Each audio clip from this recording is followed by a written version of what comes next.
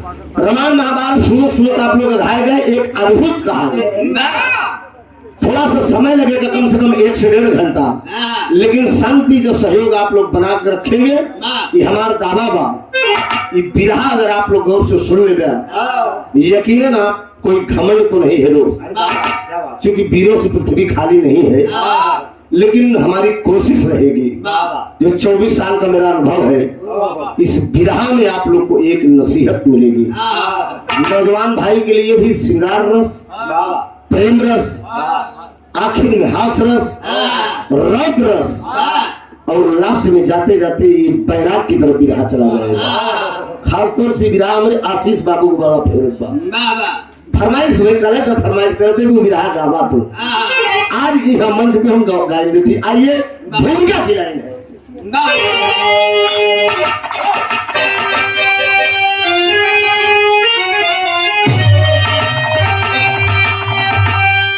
कहीं बैठ जा तब समझ नहीं आई तोरे। हाँ बैठ जा आवाज मंच में बैठ जा पुरानी यहाँ ठोक ठाक बैठा जल्दी, लेकिन बैठा खड़ा दिन रहा नहीं, पाँव भारी हो जाए।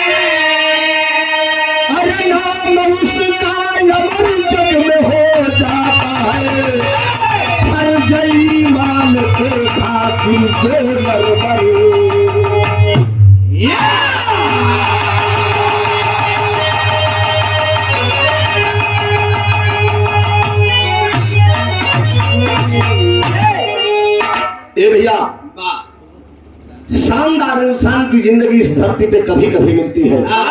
मौका रोजे मरत ही रोजे पैदा होती है। विधवा तो तमाम धरती पे पैदा हुए हैं, लेकिन एक मिनट डॉक्टर साहब, शरण जैसा पुत्र कोई इस धरती पे नहीं हुआ है।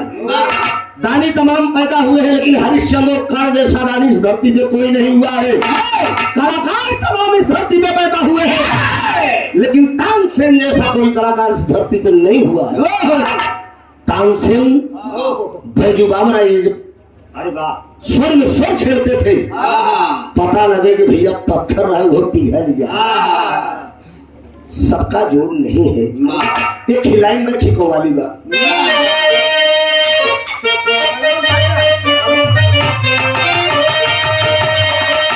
कवाली के परशुराम यादव जी बलिया के गावल बड़े अंदाज से क्यों।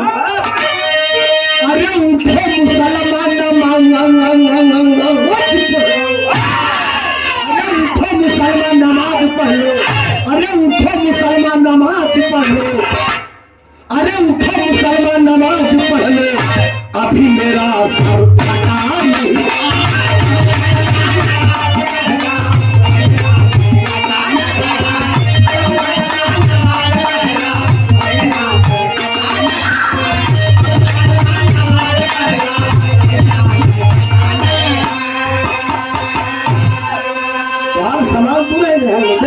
उठे मुसलमान नमाज पढ़ लो, अरे अभी मेरा सर,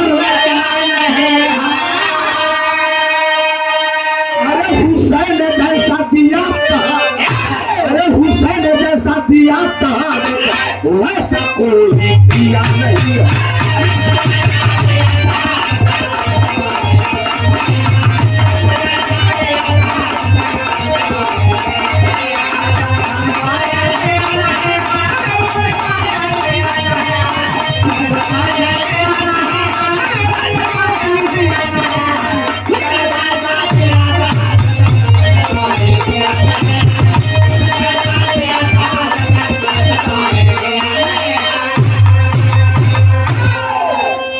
इंडिया का गोल्डन वर्ड कहा गया है।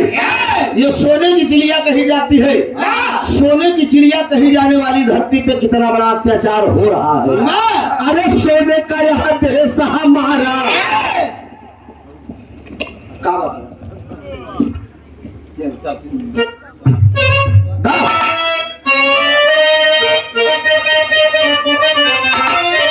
अरे सोने का यह देश हमारा, अरे सोने का यह देश हमारा, ऐसा कोई देश नहीं है।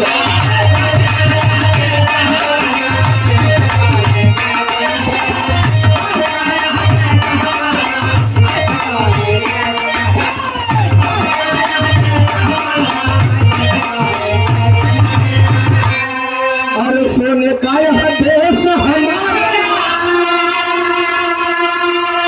अरे अब ऐसा कोई, अरे रामायण और गीता सरीखा, अरे ये भैया रामायण और गीता सरीखा, इससे बड़ा उपदेश नहीं है। गौर करेंगे आप, सोने का यह देश हमारा, ऐसा कोई देश नहीं है। रामायण और गीता सरीखा, इससे बड़ा कोई उपदेश नहीं है। कहानी की शुरुआत यहीं से हो रही है मित्रों। हेलो,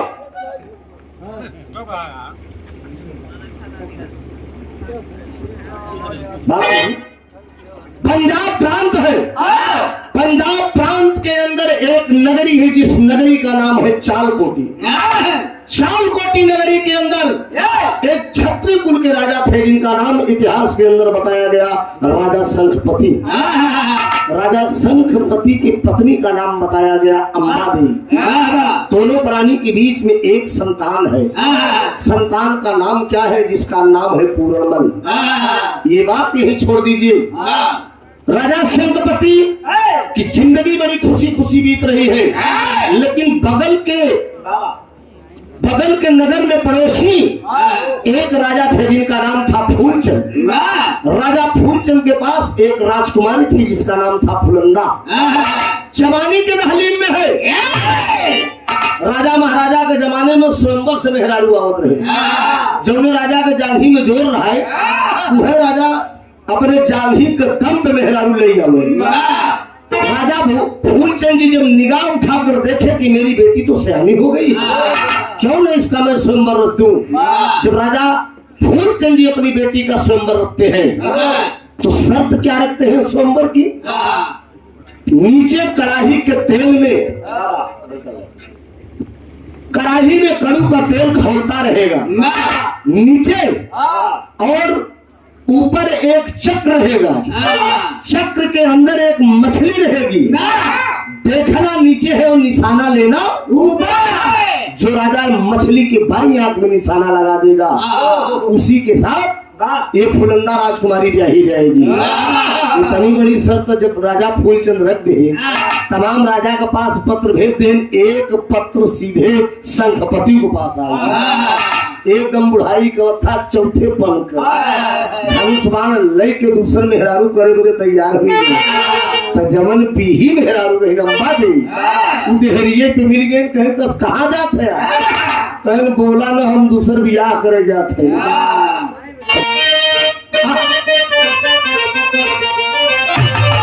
अरे मेरे राम, अरे बुढ़ौती पे खियाल, अरे तपावन प्राणपति जी लागल बुढ़ौती पे खियाल करा।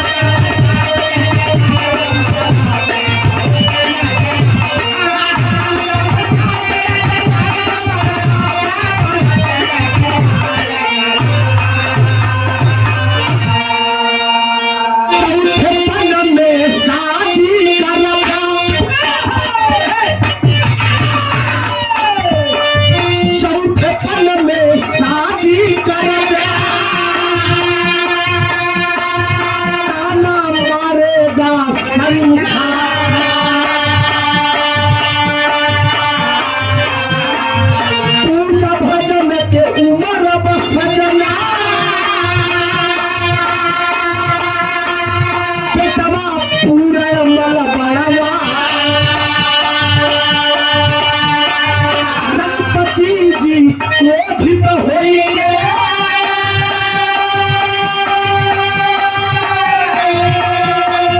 अम्बा देवी को दिया फटकार आए बन के घर में बैठी आए बन के घर में बैठी छठी पन से भिक्षा आए बन के घर में बैठी छठी पन से भिक्षा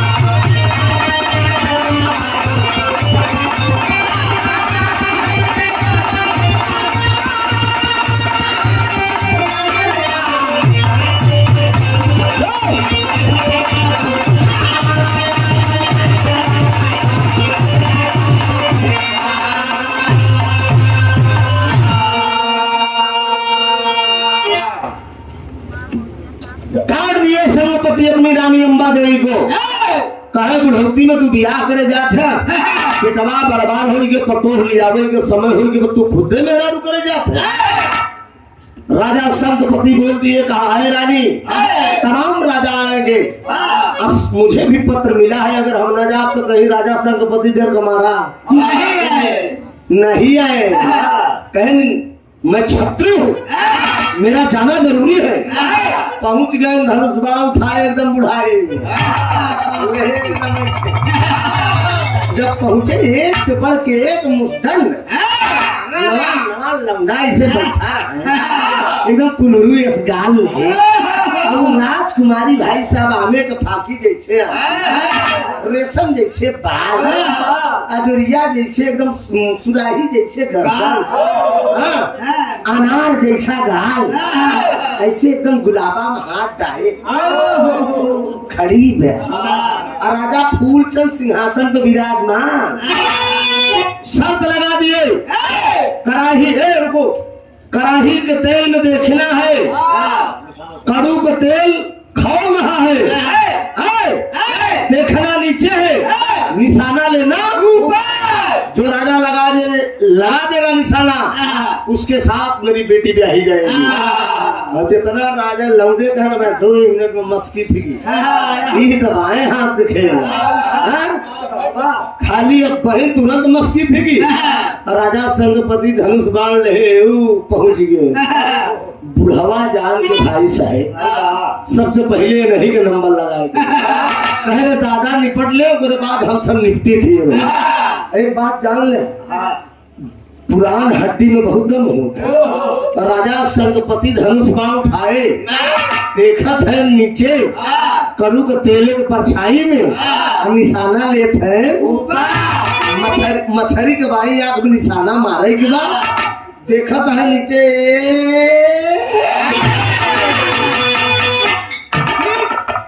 निशाना एकदम तो जितना लौंडा टाइप का राजा है सब मुँह ही बाप बाप बुढ़वा तो पहले गाल में मारे अब नई नवेली जरा विचार करें कल्पना करिए आप 80 साल का बुढ़ा 80 साल का बुढ़ा और 16 साल की लड़की एकदम नई नवेली लेकिन अब हाथ ऐसे पकड़े बाजी हार गए राजा फूलचंद पकड़ के लिया के चल दे एकदम लड़की का है हाय मोरे राम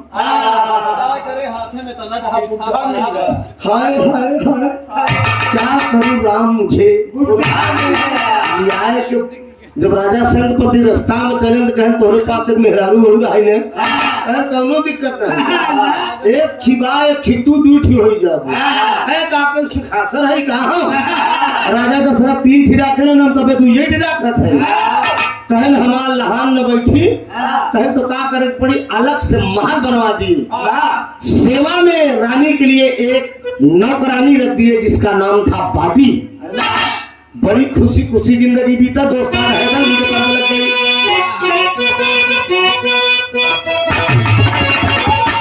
यह लाइन दोस्तान गावत रहे कि कहा तनी भारत के जननवा सजनवा हमार बड़ा लहरी लेकिन ये आप सुलेखा खुशबू साड़ी सेंटर गिरगोठा प्रयागराज से 100 रुपया का पुरस्कार बाद भैया का ब्राह्मण आशीर्वाद की परीक्षा है रोज सेवा कबूल करेंगे हो काबा यह राजा संगपति और फुलंदा को हो काबा कि चौथे पल में जागल काचवरिया हो लगा छोटी नाली से लगाई चौथे पल में जागल काचवरिया हो लगा छोटी नाली से लगा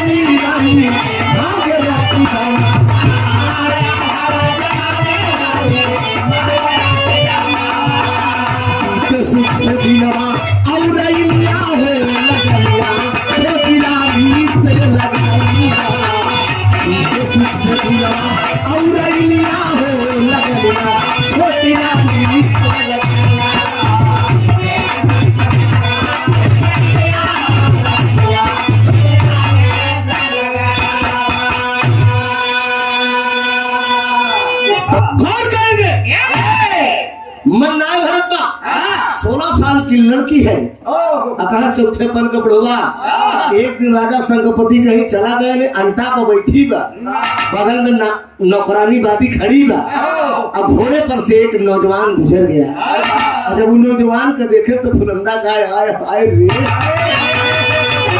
यह अगर हमार हो तो कितनी अच्छी बात लेकिन बाबूजी वो नौजवान था कौन बादी नौकरानी को बुलाती है और बुलाकर पूछ रही कि ये नौजवान है कौन वो नौकरानी बता रही कि राजा साहब आपके जो पति देव है पति देव की जो बीवी है उसी का ये बेटा है जिसका नाम है पूरणमल आप देखा मेहरारू को नीयत कहा खराब भाई वो सोच बैठी उसका एक दोस्त था जिसका नाम था मेहताब वो जात कमाली था पेड़ के नीचे घोड़ा बांध कर वो चौरस खेल रहा है मेहताब के साथ लेकिन बादी नौकरानी को बुला के फुलंदा कहा क्या बा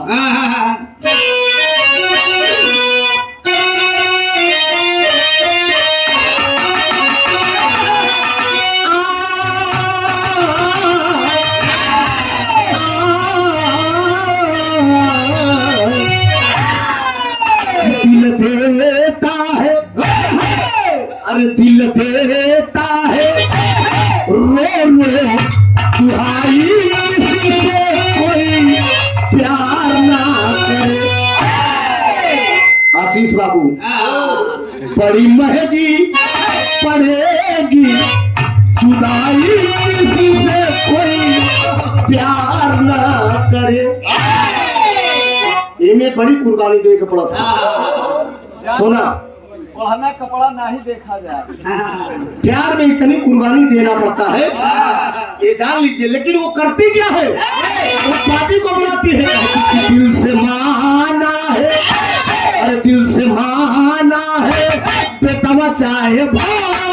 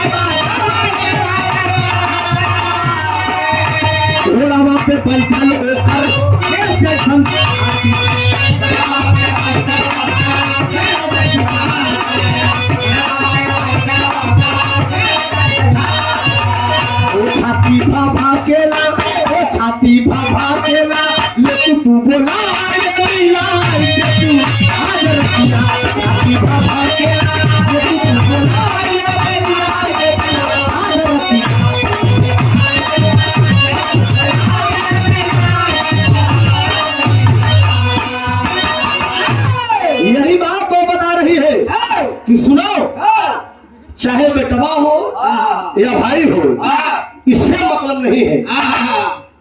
तुम्हारा काम है कि जाकर इसको बुला के मेरे पास ले आओ। कहा महारानी तुहार दिमाग खराब बा, वो तुहार तो आपका गौर करेंगे। कहा चाहे बेटवा हो चाहे भाई हो, केवल आप बुलाइए उसको, मैं मिलना चाहती हूँ। अरे कहा घोर पाप हुई जाए, घोर पाप। मतारी के आंचल में दाग लग जाए, कोई दाग नहीं। इसका बाप गुट्ठा मिल गया, कौन बात करा। ए भैया क्रिया चरितम दय्यम न जाना, उसके भाग में हेरारू को चरित कब बदल जाए कोनो ठिकाना नहीं बा। ये भी एक औरत है, देखिए वो नौकरानी बादी गई राजकुमार के पास, कहा राजकुमार की जय हो। क्या बात है दादी क्यों आई हो। कहा राजा साहब घर नहीं है, जो तुम्हारे कई अम्मा है, नई की नई वाली माई तुहार।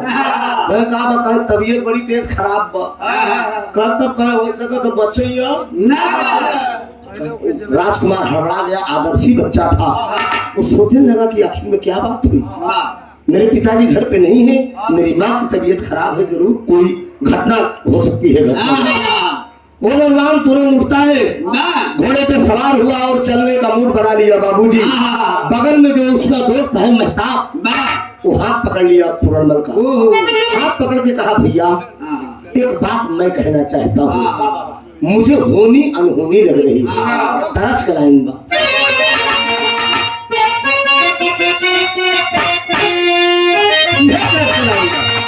कि हमारा दिल है पावन का पत्ता,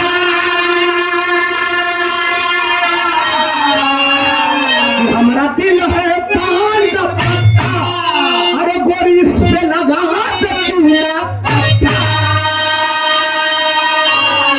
हमारा दिल है पावन का पत्ता, अरे गोरी इस पे लगा तो चूना। अरे जरदा खाई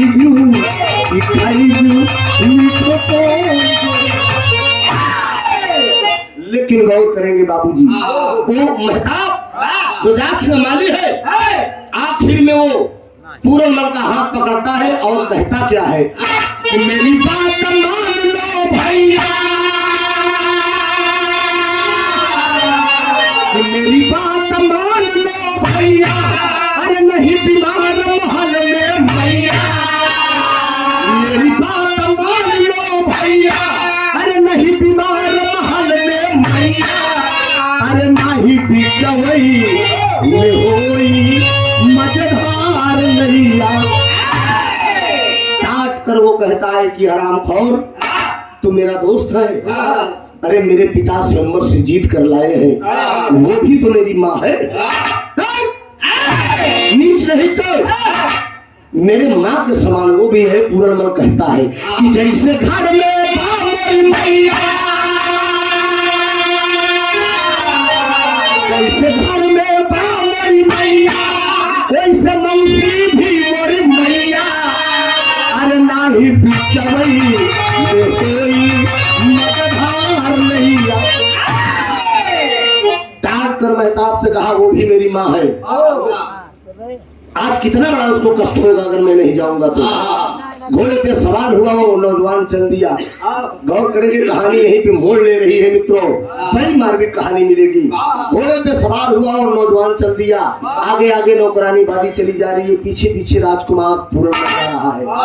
ये हरामखोरी कर दिखावा, ये बढ़िया महल में बैठ के एकदम सुलह सिंगार पठार पहनाए के एकदम बैठी बा, बड़े आदर के साथ घोड़े से उतरता है वो नौजवान। उतरने के बाद वो कहता क्या है,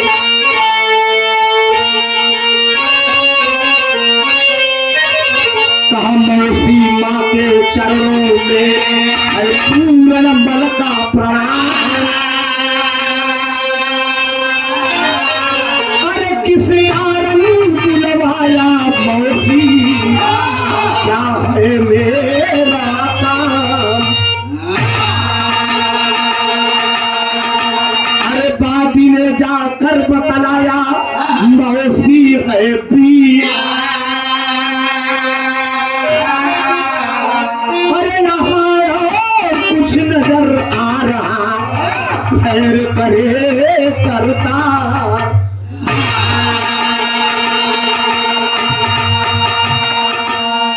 इशारा किया, कहा मौसी माँ के चरणों में है पूर्ण मन का प्रणाम। किस कारण बुलवाया मौसी, क्या है मेरा काम?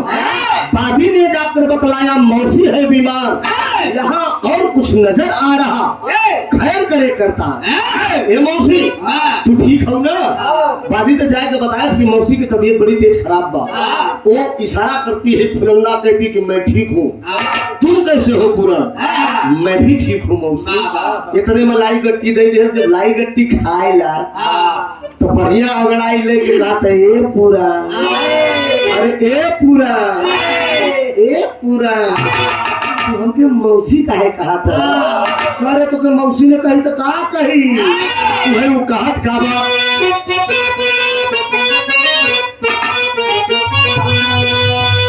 तोहर नाम लइके, अरे तोहर नाम लइके, नाम लइके, नाम लइके, अरे तोहर नाम लइके छोड़ा है जमाना, तोहर नाम लइके छोड़ा है जमाना, तोहर नाम लइके।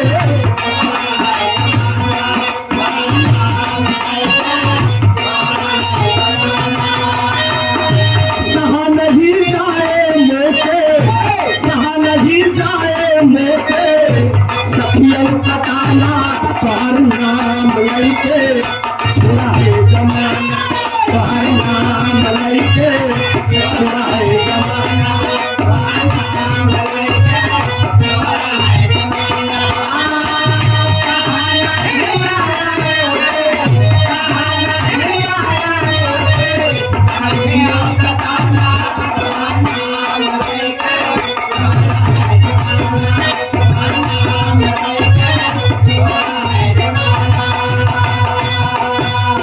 ये बात कह रही है। अखिया शराब मेरी गलवा गुलाबी मेरी पतली कमर लपके, अखिया शराब मेरी गलवा गुलाबी मेरी पतली कमर लपके, अखिया शराब मेरी गलवा गुलाबी मेरी पतली कमर लपके। मथवा कभी दिया हराम कर लिया, चम चम चम चम के दिया तोड़ा तेरा मरे दिया तोड़ा तेरा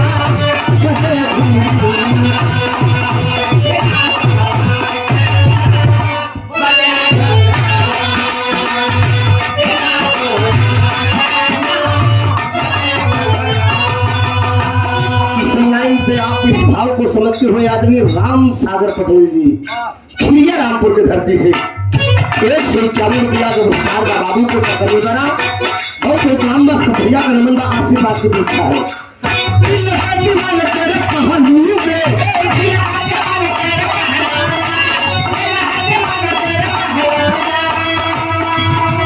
दिल से चढ़ जे कहलू में, अखिया मिला ले मुझे करवा लगा ले जरा और अभी सज भजू, मिला ले मुझे करवा लगा ले जरा और भी सज भजू।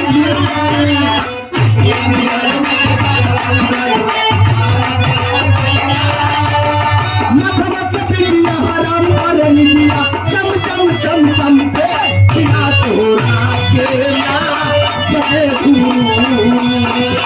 खिला तोड़ा केला बसे।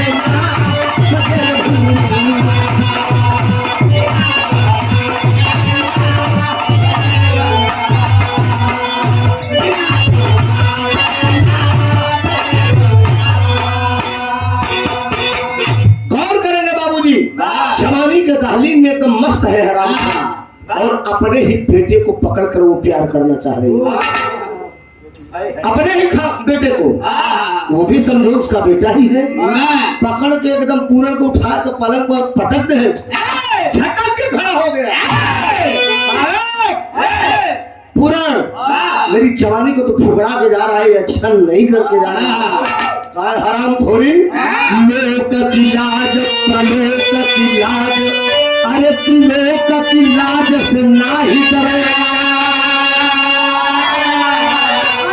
अरे धर्म मत छीन कराऊं चाहे कोटि सहस्र प्रचंड करे तू।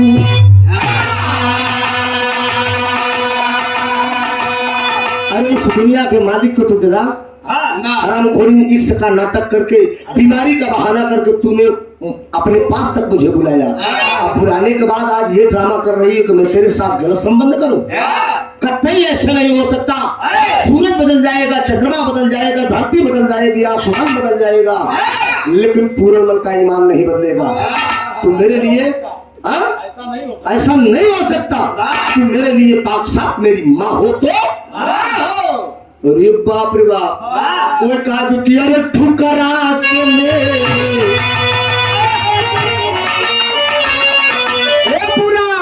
अरे ठुकरा के मेरे प्यार को तुमने पूरा किया।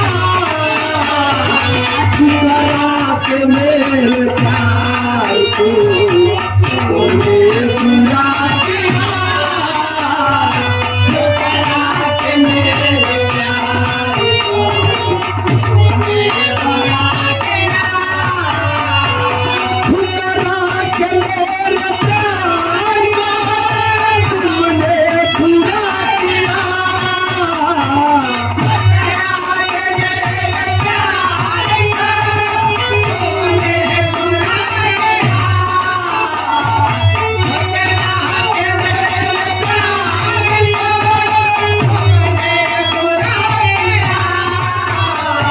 सबकी नजर में तुमने, सबकी नजर में तुमने मुझे गिरा दिया। सबकी नजर में तुमने मुझे गिरा दिया। सबकी नजर में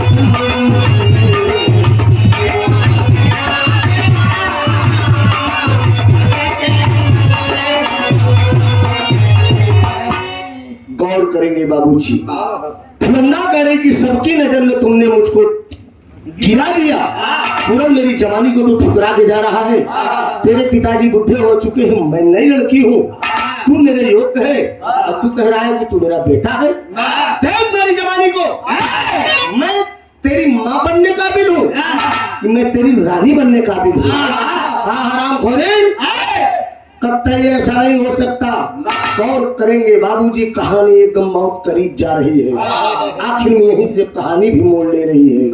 कहानी पहुंच कहाँ रही है, जरा गौर करेंगे आप सब। झटका पटका में, लपट झपट में पूरनमल का फेड़ा और कटार उन्हीं दरग महल के अंदर पलंग पे छूट गया। अच्छा पलंग पे छूट गया ना, यह पूरा चला गया। आदि नौकरानी लगे आए, कहा कुछ काम बना, कहा एकदम नहीं, खाली चला गया मामला। कहा तब राजा साहब से अगर बताई दी तो राजा साहब सजाए मौत दे देंगे।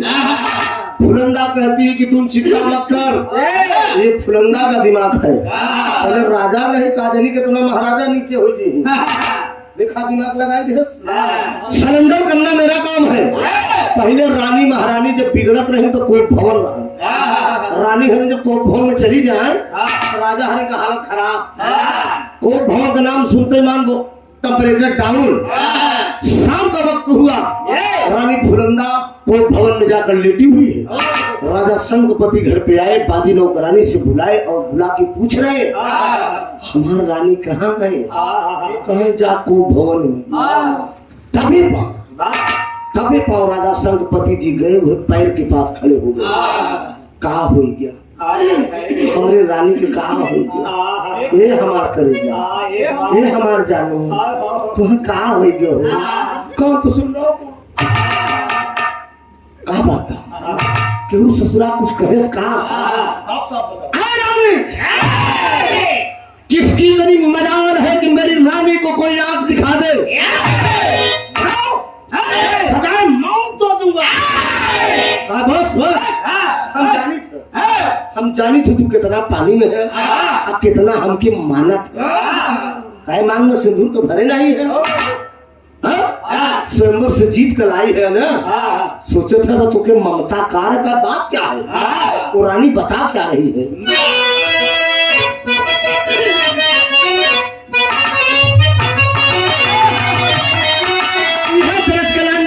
स्वर्ग से सुंदर लागे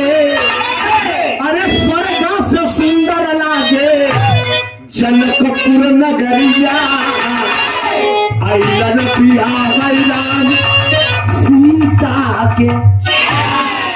लेकिन का कहा जे करे राजा साहेब तोहरे बेटाउना के, अरे राजा साहेब तोहरे बेटाउना के, अरे बिगड़ल चलनिया, अरे राजा साहेब तोहरे बेटाउना के, अरे बिगड़ल चलनिया, हमारा के मागे जवनिया तोहरे बेटाउना के, बिगड़ल चलनिया, हमारा के मागे जवनिया तोहरे बेटाउना के।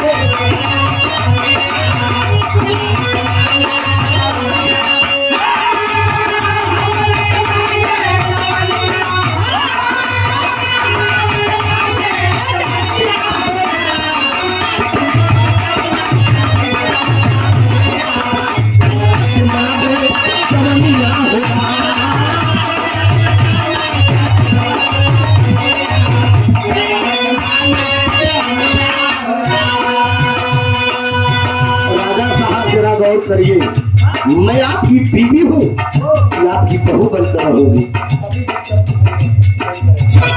तोहरे बेटवा तोहर हमरे पीछे पड़ा,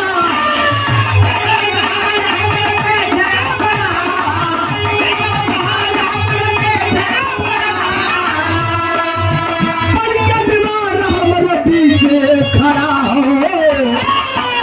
अरे हाय दैया, अरे हाय दैया जाई हम केकरा सरनिया, हाँ हाँ हाय दैया जाई हम केकरा सरनिया, हमारा के मागे जवनिया हाय दैया जाई हम केकरा सरनिया, हमारा के मागे जवनिया हो रहा।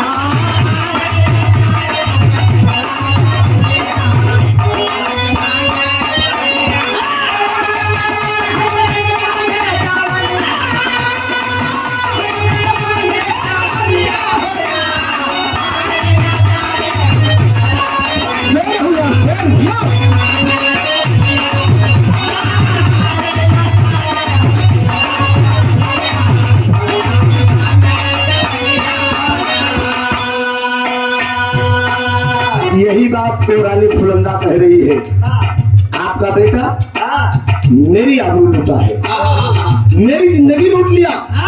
बताइए राजा, मैं मुंह दिखाने के लायक आपके सामने नहीं हूँ।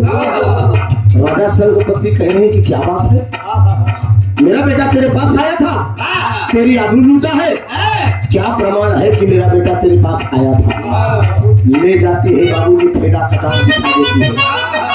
फेडा कटार जब राजा संगपति देखते हैं तो उन्हें कहा, बोलिए ये फेडा कटार किसका है?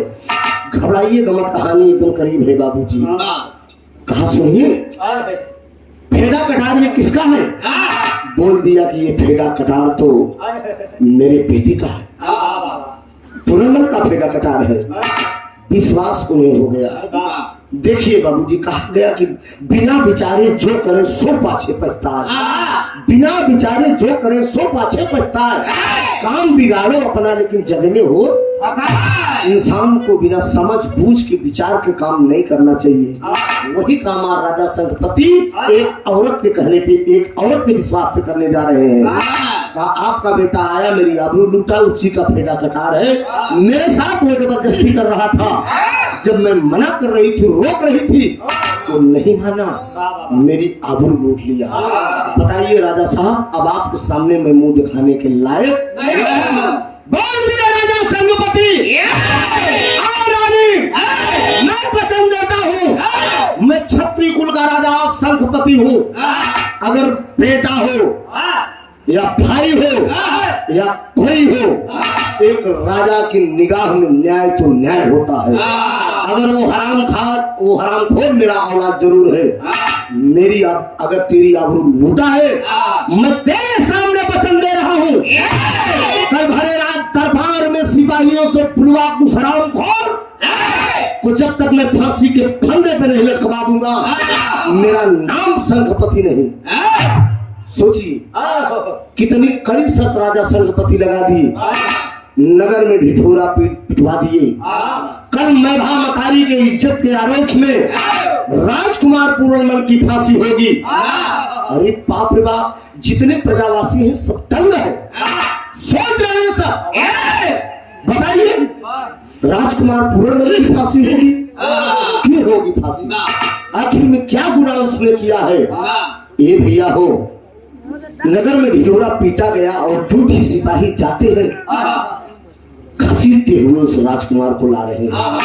काट कर वो बोलता है, इस ढंग से, इस तरह से एक राजकुमार के साथ आप लोग व्यवहार कर रहे हो, ये अच्छा नहीं है। सिपाही लोग कहते हैं कि अरे लड़के, जब तू राजकुमार था तो था, अब तू एक राजा के निगाह में एक मुलजिम है, अब तेरा कोई अधिकार नहीं है, राजकुमार नहीं है। बाबूजी घसीटते हुए जब लोग लाते हैं, दरबार लगा हुआ है, जिस तरह से आप लोग बिरहा को बैठकर सुन रहे हैं, ऐसे दरबार लगा हुआ है। राजकुमार पूरनमल जब पहुंचा, सिंहासन पर विराजमान है राजा संगपति जी। सवाल किया गया, मैंने कभी तुझे सोचा नहीं था हरामखोर कि तू इतना नीच निकल जाएगा, तू नालायक इतना निकल गया, तू मैभा मकारी की आबरू लूट लिया। हाय हाय हाय हाय, मुस्कुरा कर वो राजकुमार बोलता है कि वाह वाह रे राजा, कौन कह रहा है कि मैंने माँ की मौसी की इज्जत लूटा है? कौन कह रहा है? बोल दिया बाबूजी का है, फेटा कटार किसका है महल में? बागी नौकरानी गवाह के रूप में होती है बाबूजी। जल्लादों को आदेश ने दिया राजा संगपति, इस हरामखोर को फांसी के फंदे पे लटकाया जाए। गौर करेंगे बाबूजी, वो राजकुमार जब फांसी के फंदे पे जाने लगता है, उस समय प्रजावासियों से भरे दरबार में नगर वासियों से एक बात वो राजकुमार कहता है। क्या कहता है?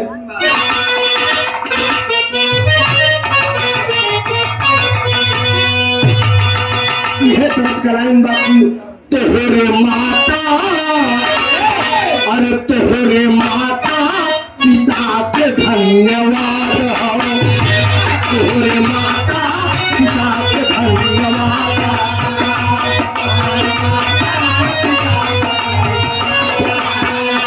तोहरे माता पिता के धन्यवाद हो, तोहरे माता पिता के धन्यवाद, तोहरे माता पिता के धन्यवाद हो।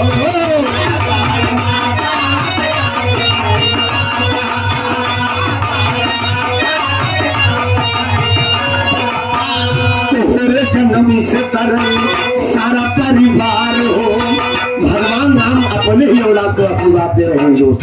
लोक शरीफ में जनाब हैदर मुजुन साहब के मुखातिब से आप लोगों ने सुना है, तोहरे जन्म से तरल सारा परिवार हो, जे करी गोदिया मनिहाय अवतार हो, जे करी गोदिया मनिहाय अवतार हो।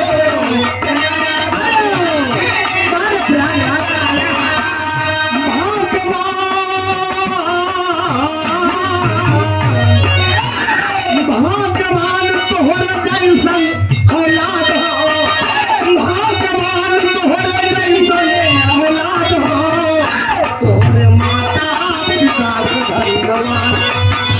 ये आकाश में मर गए तोहरे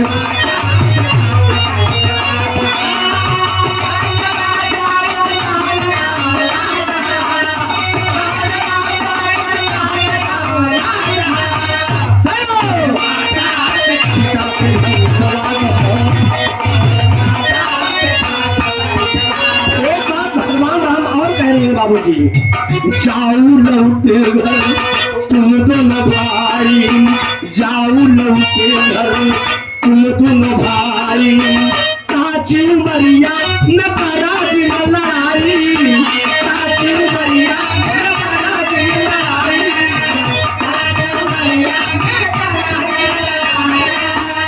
तू न लड़कन से हमारी भरी याद हो, तू न बचपन से हमारी भरी याद हो। यही बात हो रही है दो नगर में, लेकिन वो राजकुमार पूरनमल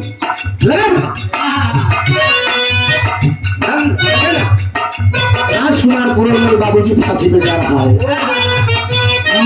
रहूं ना रहूं गम न होगा, न होगा मैं रहूं ना रहूं गम न होगा।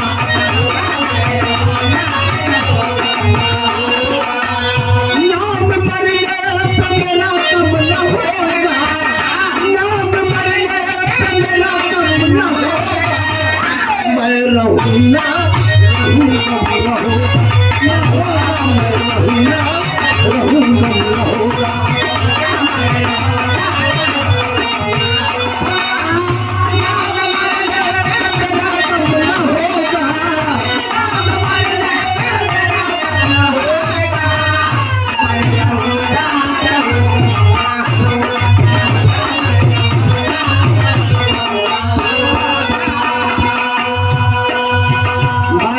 राजा वो करते क्या है,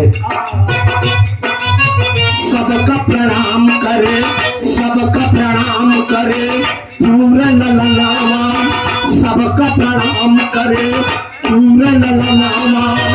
तनिको बरद नाही आवेला रजनवा, तनिको बरद नाही आवेला रजनवा।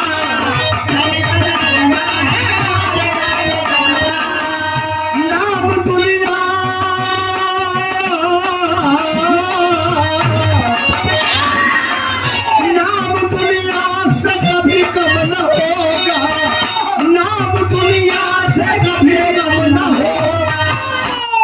रहूं ना रहूं गम न होगा।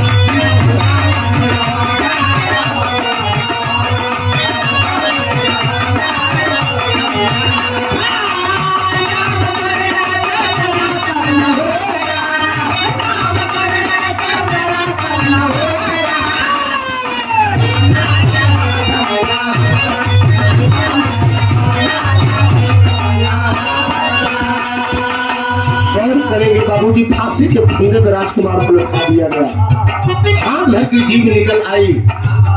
हरामखोर राजा संगपति उतार कर बाबूजी उसकी दोनों आंख को निकलवा कर रानी फुलंगा को दे दी। हंसते हंसते वो हरामखोरी ने अपने पैरों से कुचल दिया। उसकी लाश ले जाकर एक कुएं में डलवा दिए गए। अब कहानी कहां से मोड़ ले रही है। लाश तो उसकी कुएं में पड़ गई। समय बीता, एक दिन की घटना घटती है। 7-8 मिनट का गीत और बचा है। कहानी कहां मोड़ ले रही है। उसकी लाश को कुएं में डलवा दिया। समय बीता तो हुआ क्या, गुरु गोरखनाथ, गुरु गोरखनाथ रहिया से आए, गुरु गोरखनाथ रहिया से आए।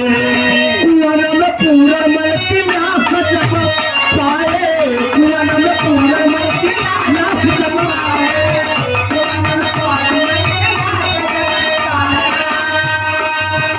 नाम दुनिया से कभी कम न होगा, नाम दुनिया से कभी कम न होगा। मैं रहूं ना रहूं गम न होगा, न होगा मैं रहूं ना।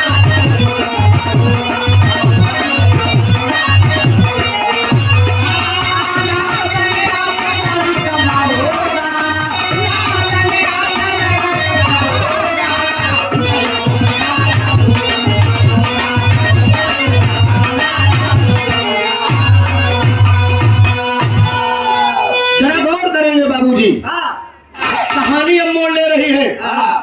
राजकुमार पूरनमल की लाश कुएं में डलवा दिए राजा संगपति। जब लाश पड़ गई, एक दिन गुरु गोरखनाथ जी का आगमन होता है।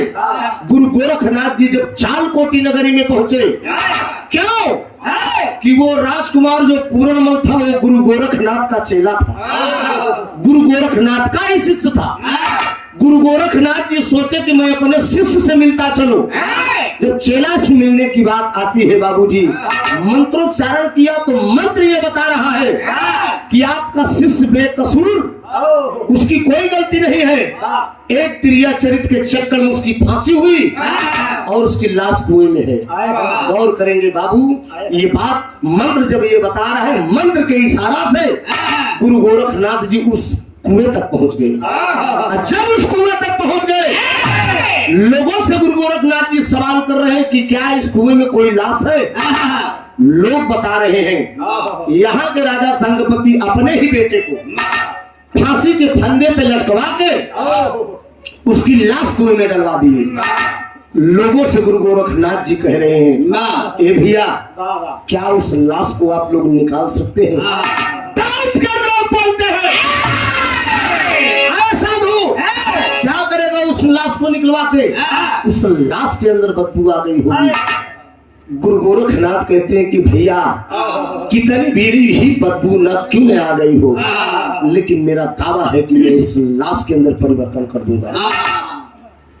कुछ लड़का लोगों कल काई से भैया आए ड्रामा करेगा। मरी हुई आत्मा कहीं जिंदा होती है, मरी हुई लाश में कहीं जान आती है। कुछ समझदार लोग थे, कौन करेंगे? मरी हुई आत्मा कहीं जिंदा होती है। गुरु गोरखनाथ बोले कि बेटा निकाल दो। कुछ लोग समझदार थे, आखिर में ये साधु कह रहा है। कुछ लोग पहचान गए कि ये गुरु गोरखनाथ जी हैं, क्यों न इनकी बात मान लिया जाए। गौर करेंगे बाबूजी, लोगों की मदद से गुरु गोरखनाथ जी उस लाश को निकलवाते हैं। जब वो लाश निकाल के कुएं पे धरी गई, गुरु गोरखनाथ जी बैठ जाते हैं लाश के पास। घंटों मंत्रोच्चारण कर रहे हैं, लेकिन लाश के अंदर कोई परिवर्तन नहीं आ रहा। डाउट कर लोग कहते हैं ऐसा दो क्या तू ढोंग किया है?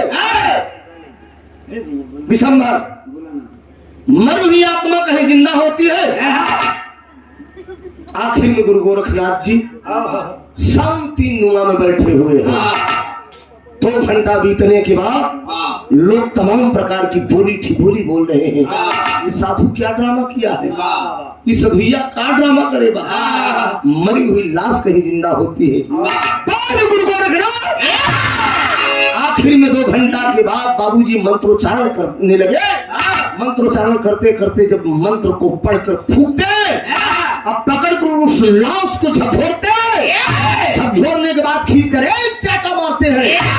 उस लाश के अंदर परिवर्तन होना शुरू हो गया। जब लाश के अंदर परिवर्तन होना शुरू हो गया, आखिर में उठकर वो लड़का बैठ जाता है। जब वो लड़का उठकर बैठ गया तो गुरु गोरखनाथ कहते हैं कि बेटा मैं तेरे सामने क्या हूँ, मैं कौन हूँ, पहचान। वो कहता क्या है? देखते रहे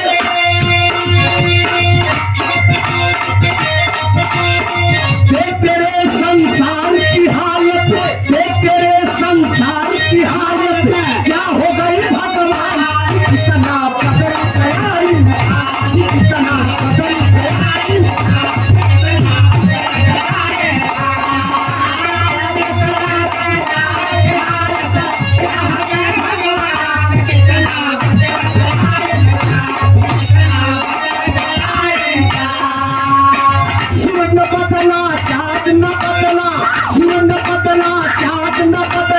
न बदला आसमान, कितना बदल गया, कितना बदल गया।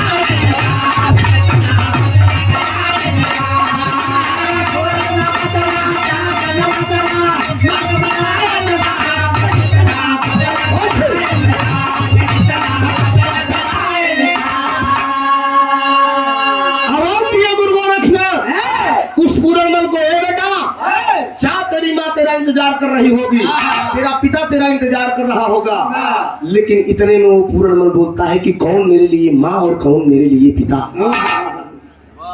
माँ को अगर ममता होती तो फांसी न लटकवाती, पिता को अगर औलाद की भूख होती वो अपने सिपाही और जल्लादों से आदेश देकर मेरी फांसी कराता।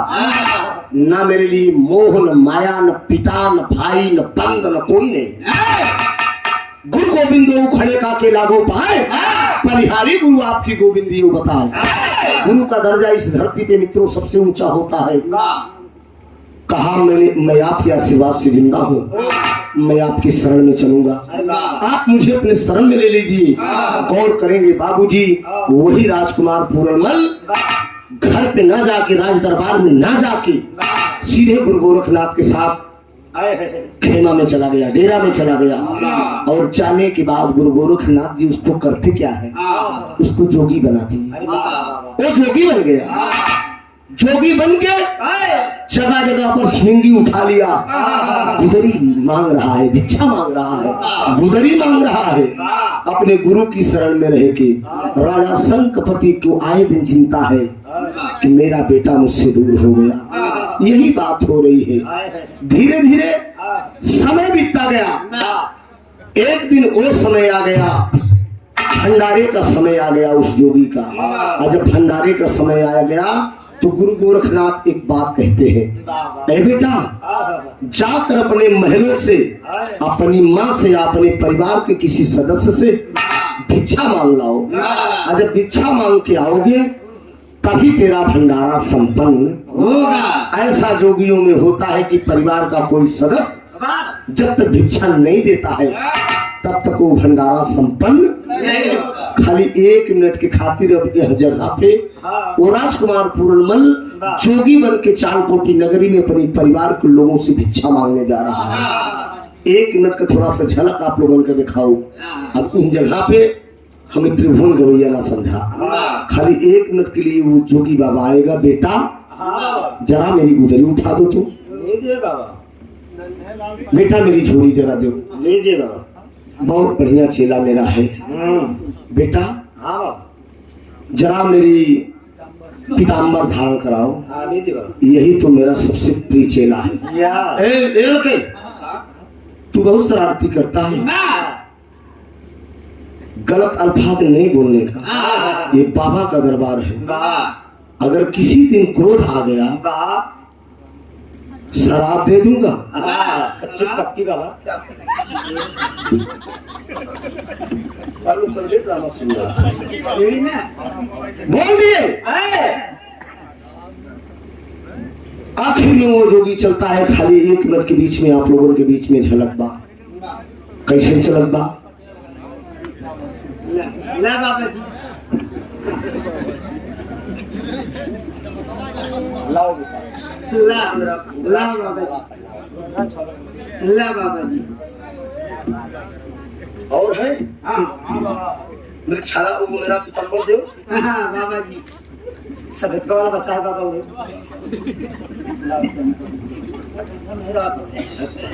बाकी तू पारसनाथ पटेल को तो नहीं दे दिया? उनको कभी नहीं दिया। गांजा पीता। ला बाबा जी। वो जोगी पूरनमल दूसरी नजर में जरा गौर करेंगे। आइए चलते हैं उस चालकोटी नगरी में। वो जोगी चल रहा है अपने भेष में। जरा बेटा मेरा वो जो वो क्या हुआ? तुम जो लाते थे नहीं लाए, किसी दिन तुमको भी सुधारना पड़ेगा। बनाओ बेटा। मेरी श्रृंगी की आवाज कैसे बदल गई? बाबा जी तार टूट के कहा है।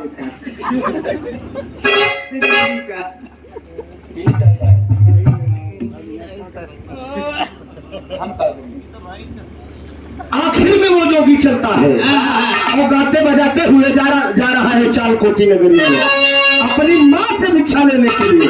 और क्या गा रहा है कि नारी के कारनामा भर भरी पानी कैले जोगी आए बानी कैले जोगी आए जोगी बन के छोड़ला न राज आखिरा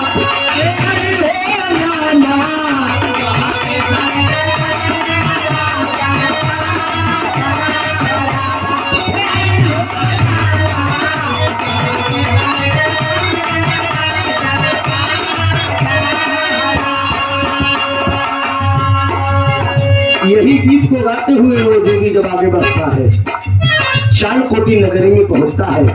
फुलंदा सामने बैठी है, इशारा करके वो बुलाती है, ए बाबा काउने करनावा बाबा जोगा वारा मावाला बाबा जोगा वारा मावाला हो जोगी बन के छोड़ला ना राजा आखिरा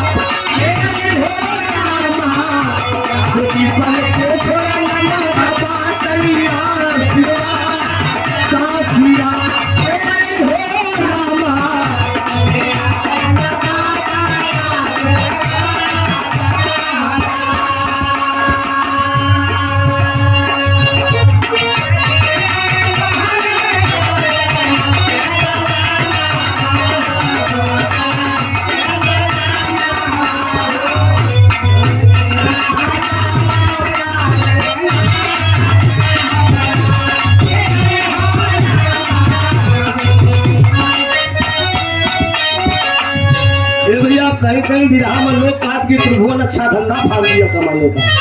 ये कमाने का धंधा नहीं है बाबू। 100 रुपया 10 रुपया 20 रुपया अगर कोई जोगी को डाल देगा झोली में तो क्या होगा? ये परमात्मा को आप डाल देगा। घूमता घूमता जोगिया आया, बा भवन वय भैया आया, बा भवन वाहो सुखीरा है तोहरा पारीवा राखी रात हो रामा सुखीरा है तोहरा पारी।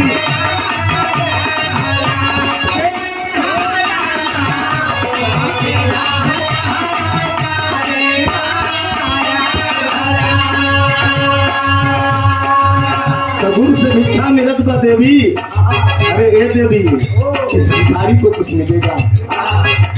चूका चूका जी तोहरे मादी कैसे हुरावाए रानी मादी कैसे हुरावा हो अमर राय तोहारम सुहागा पीरा हो रामा अमर राय तोहारम सुहागा पीरा हो रामा।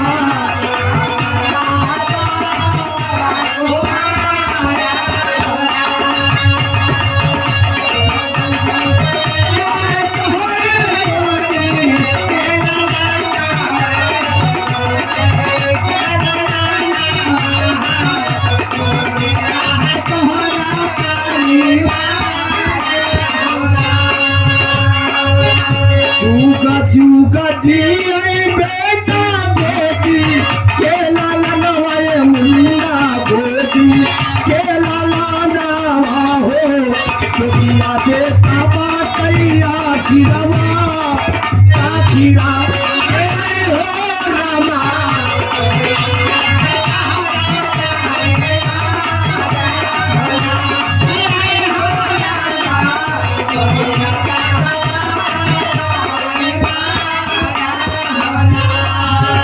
जय हो राजा हो जा।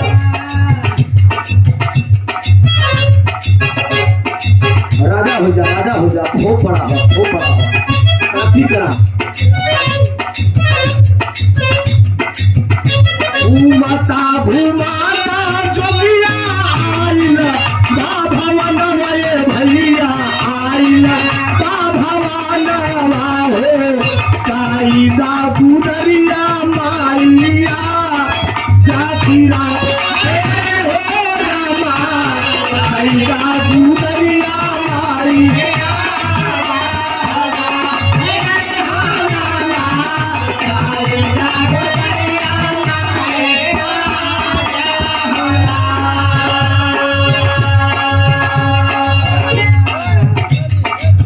यह गीत को गाते हुए वो जोगी आखिर में चालकोटी नगरी में आया है।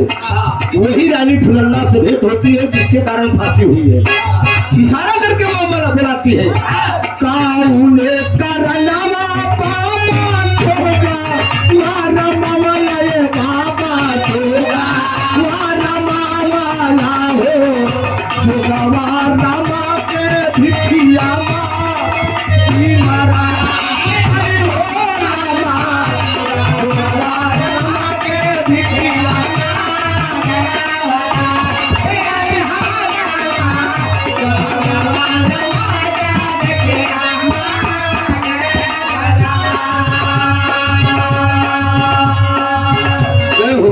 राजा हो जा। इतने में वो बात बताती है। जोगी से वो सवाल करती है रानी, किस कारण आपने जोगी का रूप धारण किया है? भजन में गाते हुए वो जोगी बताता है क्या? माए भामतारी खातिर जोगा वारा मवले माई जोगा वारा मावले जोगा वारा मा के भिखिया मारा जोगवा रमा के भिखिया।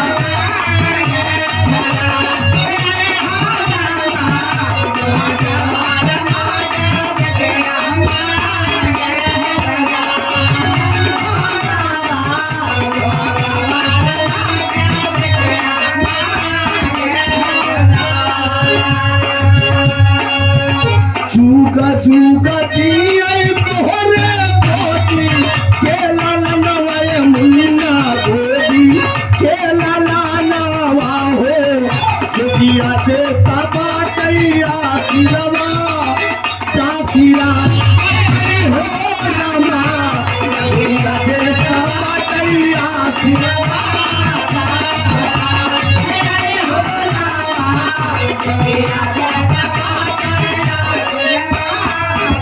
और करेंगे बाबूजी इस धरती पे हरिश्चंद्र आए राजपाट पूरा दान कर दिया काल जैसा दानी आया सोना दान कर दिया मुख में सोने का दांत लगा था वो भी कर दान कर दिया स्वर्ग लोक जब कर गया तो खाने के लिए सोना और लेटने के लिए सोना जैसा जो दान करेंगे वही मालिक आपको देगा अन्न दान करेंगे अन्न की उत्पत्ति होगी धन दान करेंगे धन की उत्पत्ति होगी ये वेद और शास्त्रों की बात है मैं नहीं कह रहा हूँ मैं किसी को नहीं कह रहा हूँ कि मैं जोगी रूप में हो कोई मेरी झोले में लाके डाल दे नहीं मैं कोई मनता फकीर नहीं हूँ एक जोगी का भेष बनाया हूँ आप लोगों के बीच में झलक दिखा रहा हूँ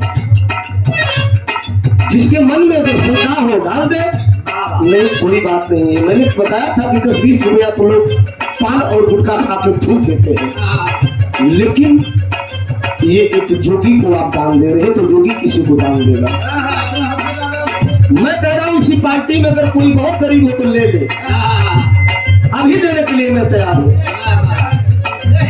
चाहिए बेटा अभी बैठता हूँ पूरा पैसा दे दूंगा मैं तुम्हें ले जाओ असहाय अगर गरीब लेकिन दरिद्रता तुम्हारे अंदर दिखाई देना चाहिए ध्यान दीजिए जोगी चला जा रहा है रानी फुलंदा मिलती है आवाज देती है बाबा इतनी कम उम्र में आपने जोगी का भेष कैसे बना लिया कहा मत पूछिए बड़ी गंभीर कहानी है मैं भाव मतारी के खातिर मैंने जोगी का रूप धारण किया है एक सिपाही मिला बाबूजी सामने सिपाहियों से वो सवाल किया जोगी की एक अंधी माँ रहती थी बुढ़ी माँ रहती थी क्या इस धरती पे जिंदा है कि वो खत्म हो गई आखिर में गौर करेंगे बाबूजी माँ तो माँ होती है बेटा तो बेटा होता है और रानी अम्बा देवी के काने तक आवाज पहुंच गई बेटे की याद में रोते रोते आंख की अंधी हो चुकी है बाबू उस मतारी की आत्मा से पूछिए जिसके पास आज संतान नहीं है मामूली बात है एक माँ के सामने एक जवान बेटे की अर्थी चली जाए एक बाप के सामने जवान बेटे की अर्थी चली जाए उसके आत्मा पे क्या गुजरेगी इंसान जी कर भी मर जाता है बाबूजी जीने के लिए पेट पापी है कुछ भी करे इंसान लेकिन सब बेकार हो जाता है सारा आज उसके कान तक जब आवाज पहुंची वो आवाज दे दिया हे बेटा तू मेरा पुरनमल है आखिर में वो जोगी कहने लगा कि भैया इस माँ को क्या हो गया सिपाही लोग बताते हैं कि इसकी आंखों के सामने इसके बेटे की फांसी हो गई आखिर में है पुरनमल लेकिन वो जोगी भेष में दूसरे जन्म में आया है अपनी माँ से वो इनकार कर रहा है मैं तेरा पुरनमल नहीं हूँ बार बार वो अंधी माँ जिद कर रही कि नहीं बेटा तू मेरा पुरनमल है मेरे स्तन का दूध ये गवाही दे रहा है अमृत गठार के हो कितनों पियाई एगो माई बिना कैसे करजवा जुड़ाई है भैया एगो माई बिना माँ तो माँ इस धरती पे होती है बार बार वो अंधी माँ जिद करती रही आखिर में मजबूरन उस जोगी को भेद खोलना पड़ा सारा जन्म में मालिक ला ला ला ला हो ला ला ला हो कैसा गुजरिया मारिया जाती रात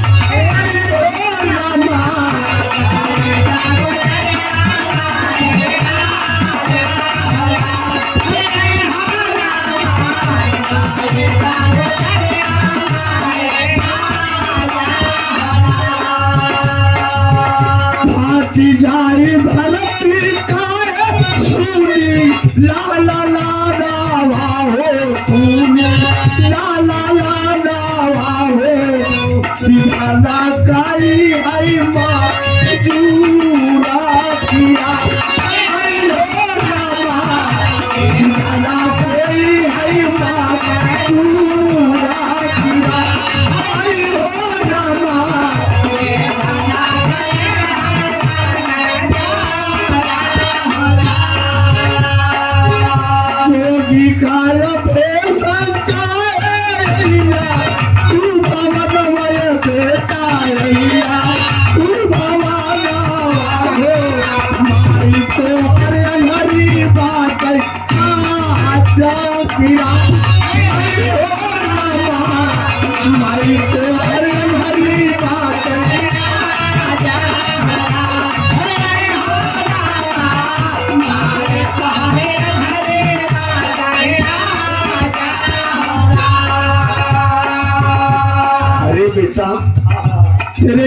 में रोते रोते मैं अंधी हो चुकी हूँ। तू जोगी बन के आया है, क्या तू वैसे है बेटा जैसे मैं तुझे खिलाई थी, जैसे मैं तुझे पाली थी, क्या वैसे ही है? हाँ माँ, मैं वैसे हूँ। ये बेटा मैं तुझे भिक्षा दूंगी, सब कुछ करूंगी, एक बार मेरी आंख ठीक कर दे, मैं तुझे अपनी निगाहों से देख लूं। वो जोगी कहता है कि आंख तो ठीक कर दूंगा माँ, लेकिन तू जमीन पे गिरेगी तुरंत खत्म हो जाएगी 5 मिनट में। क्या तुझे मंजूर है?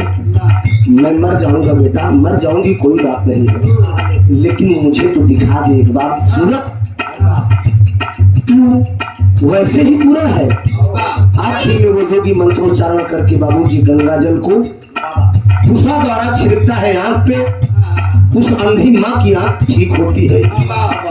दोनों माँ बेटे उस जोगी भेष में गले मिलते हैं, गले मिलते हैं बाबूजी, फपक फपक माँ बेटे रो रहे हैं। उस राज दरबार में नगर वासी खड़े हैं, सारे सिपाही खड़े हैं, राज का सारा कारोबार ठप हो गया, नगर में खलबली मच गई, ढिढोरा टूट गया, हलचल मच गई कि पूर्णमल दूसरे जन्म में जोगी बनकर आया है। देखने वालों का तांता लग गया भैया, लेकिन ए भैया ये हमारे ईश्वर का खेल अजब बा। दिसंबर भैया मालिक का काम मंजूर बा। वो जोगी मतारी के साथ गले लग रहा है, लेकिन गले लगने के बाद ठीक 5 मिनट के बाद उस अंधी माँ के हाथ से वो जोगी छूटता है। जोगी के हाथ से अंधी माँ छूटती है, छूटने के बाद जमीन पे गिरती है और तुरंत खत्म हो जाती है। जब खत्म हो जाती है वो माँ, आगे बढ़ता है जो नारी के तरनम भरथरी पानी, कैल जोगी आयल पानी, कैल जोगी आओ, जोगी पर के थोड़ा वाला राजपा हाथीरा कैल हो